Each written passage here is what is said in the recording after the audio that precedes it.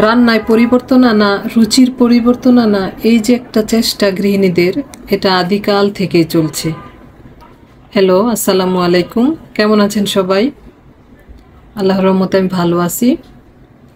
ছোটবেলায় দেখেছি আব্বা যখন বাজার থেকে টাকি মাছ নিয়ে আসতো, তখন আম্মু ওই মাছগুলো থেকে বেছে বুলা টাকি মাছটা আলাদা করতো।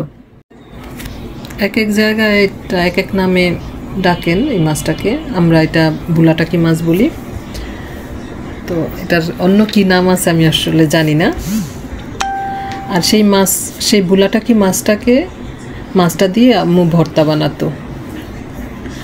আর এখন তো আমরা কত রকমের মাছ দিয়ে ভর্তা করে থাকি। আজ আমি তেলাপিয়া মাছ দিয়ে একটা ভর্তা বানিয়েছি।